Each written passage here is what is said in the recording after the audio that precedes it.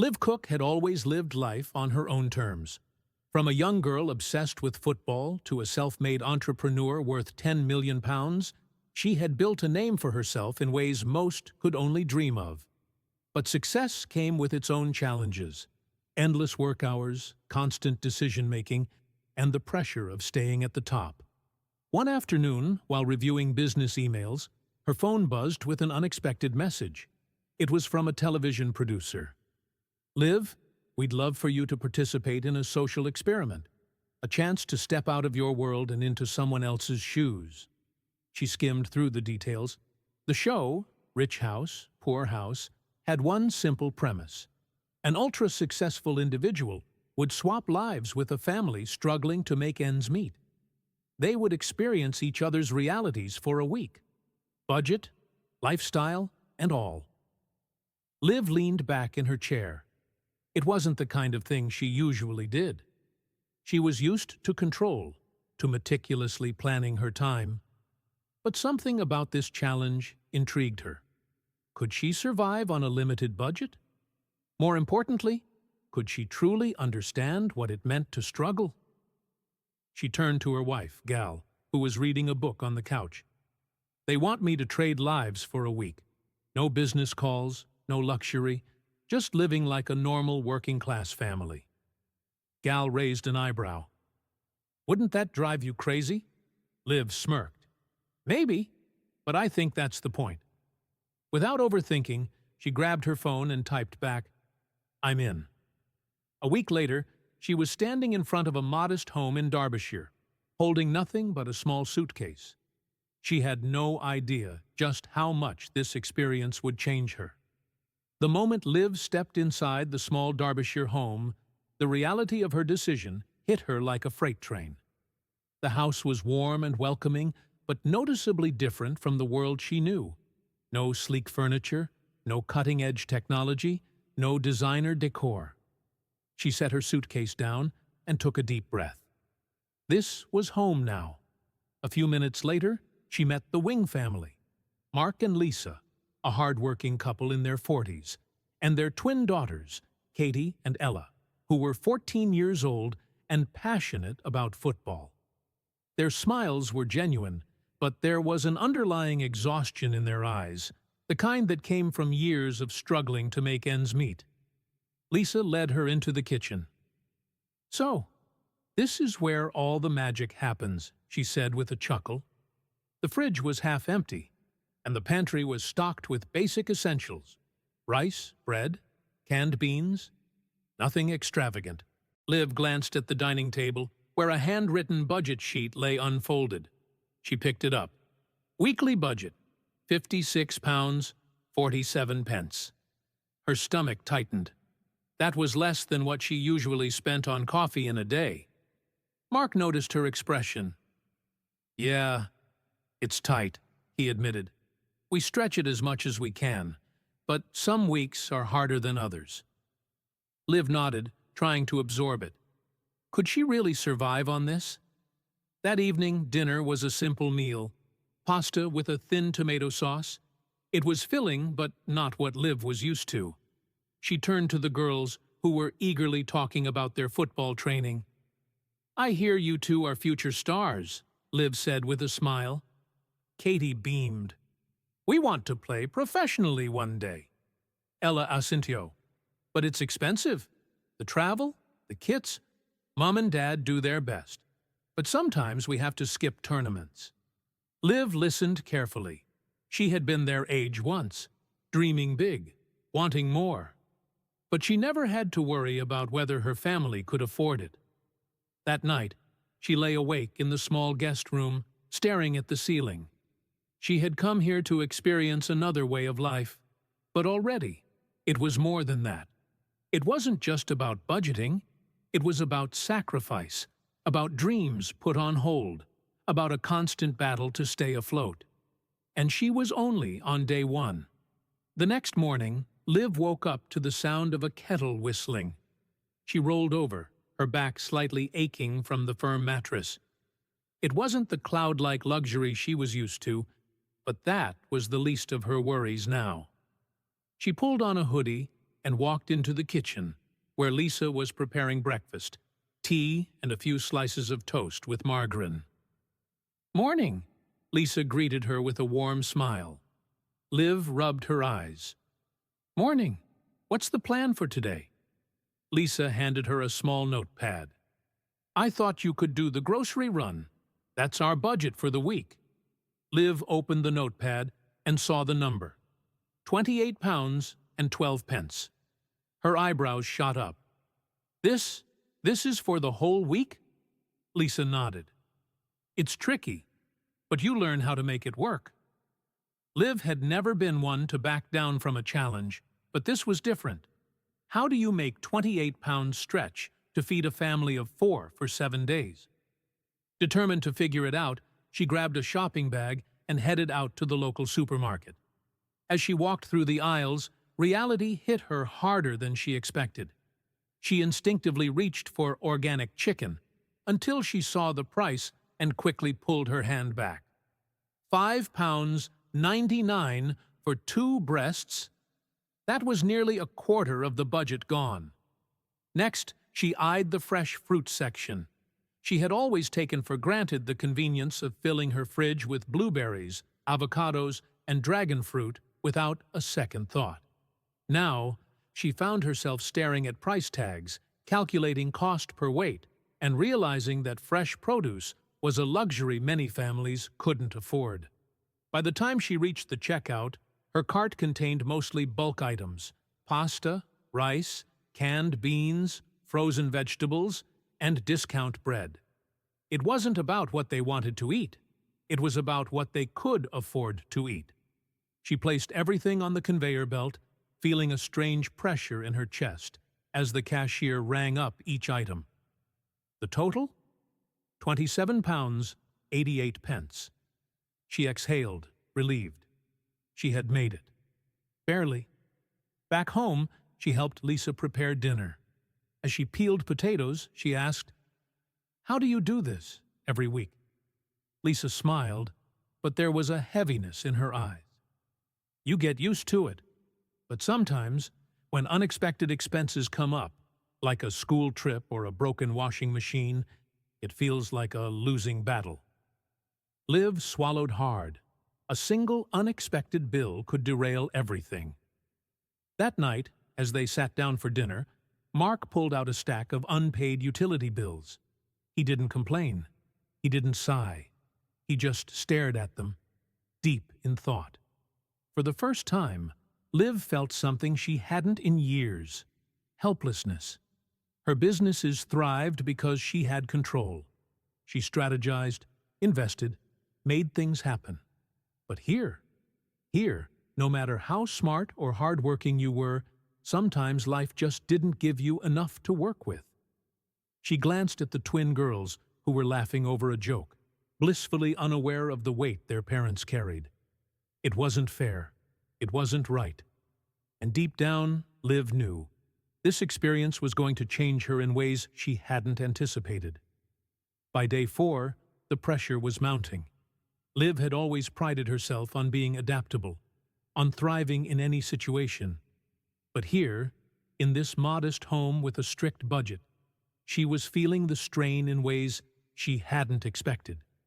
The constant calculations, the rationing, the awareness that one mistake could mean going without. It was mentally exhausting. That morning, she sat at the dining table, helping Lisa map out next week's budget. Bills, food, transport. Every penny had to be accounted for. Lisa tapped her pen against the table. "I don't think we'll be able to cover the electric bill this month," Mark sighed. "We can push it back, but then next month will be even tighter." Liv frowned. They weren't choosing between luxuries. They were choosing between necessities. A knock at the door interrupted them. Lisa opened it to reveal a man in a uniform. The landlord. He gave a forced smile. "Morning, Lisa. Just wanted to check in. Rent's due soon, and I noticed the last payment was a little late." Lisa's face flushed. "Yes, of course. We're sorting it." The landlord nodded but didn't leave. Just a reminder that late payments add extra charges.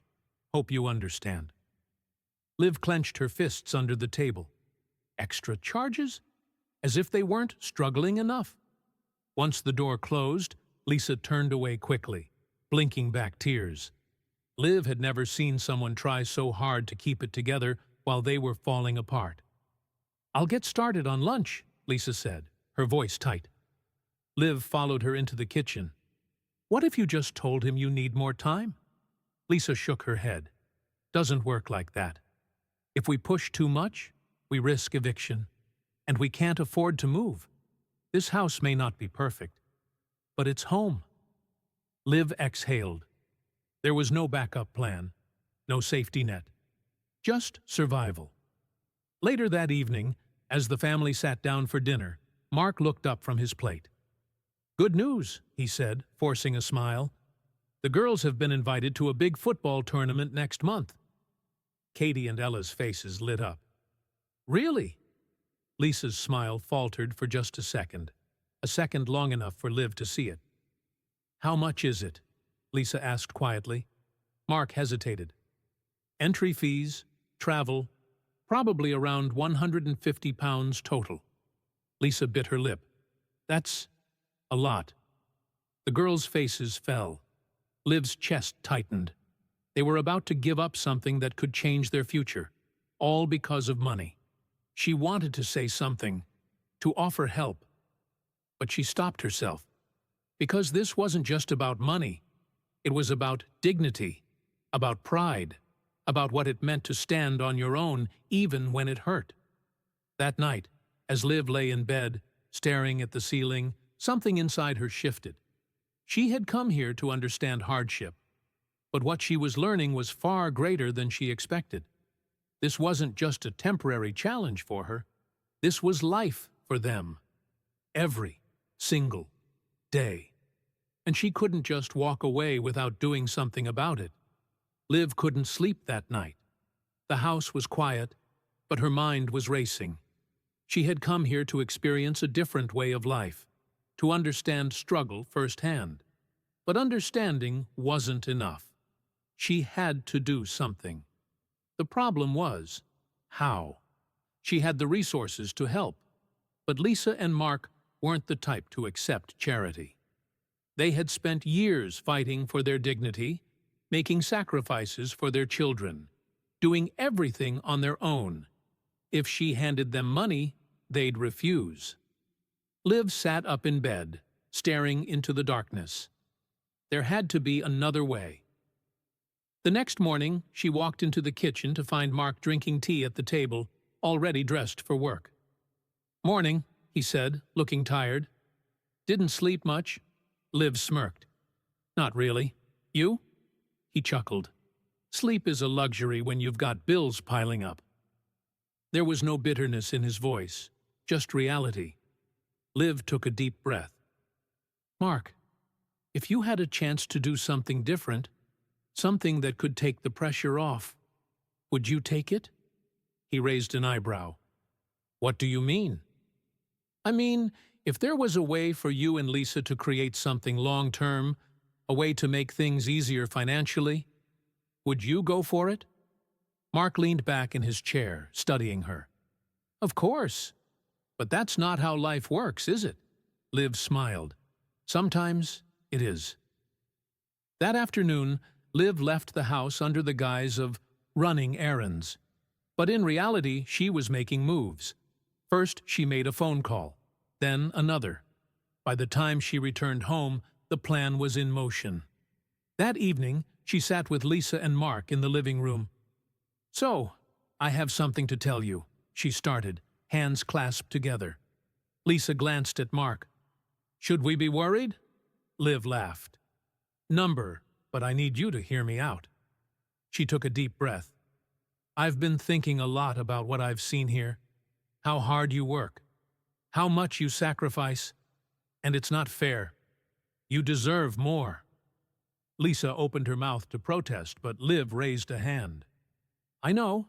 You don't want handouts, so this isn't a handout. It's an opportunity." She pulled out a folder and placed it on the table. I run a property training program. It's designed to help people create long-term income, build financial freedom. It's real, it works, and I want you both to be part of it. No cost, no strings attached, just knowledge. Lisa and Mark exchanged glances. This is a lot, Mark admitted. Lisa looked skeptical. We don't know anything about property investing. Liv smiled. Yet, but you will. And I'll be there to help. Silence. Then Lisa let out a shaky breath. Why are you doing this? Liv's smile softened. Because I believe in people who work hard. And because I know what it's like to dream big, but not have the means to make it happen. If I can help change that, why wouldn't I? Mark ran a hand through his hair, clearly overwhelmed. Lisa blinked rapidly, looking away as if trying to stop tears from forming. Finally, Mark nodded. We'll do it. Liv exhaled, relief washing over her. This wasn't about giving them money. It was about giving them power. The power to change their own future. And that was priceless. The final morning of the swap felt different. The house was the same. Modest, warm, filled with laughter. But the energy had shifted. Hope had entered the equation. Lisa was in the kitchen, making breakfast. She moved with a lightness Liv hadn't seen before. Mark sat at the table, flipping through the property training materials Liv had given them. He looked skeptical, but there was something else in his expression. Determination. Liv poured herself a cup of tea and sat down across from him. You're actually reading it, she teased. Mark chuckled. I figure if someone like you believes we can do this, maybe we should believe it too. Lisa placed a plate of toast in front of Liv and sat down. We talked about it all night, she admitted. We're scared, but we're ready. No more just scraping by. We want more. Liv grinned. Then that's exactly what you'll get. A few hours later, it was time to leave. The twins, Katie and Ella, ran up to hug her. Will we see you again? Liv knelt down to their level. Not just see me. You'll hear from me a lot. I want updates on your football journey, got it? They nodded eagerly. Lisa and Mark stood by the door, their expressions a mix of gratitude and disbelief. Lisa finally spoke. We don't know how to thank you. Liv smiled. You already have, by believing in yourselves. Mark extended his hand for a shake, but Liv pulled him into a hug instead. I mean it, she whispered. I'll be checking in. He chuckled. I don't doubt that. As Liv got into the car and drove away, she took one last look at the house in the rearview mirror. She had come here to learn, to understand, to experience what life was like for those who had to fight for every penny. But she had gained something far greater than knowledge. Perspective, gratitude, and the realization that true success isn't measured by what you have, but by what you can give.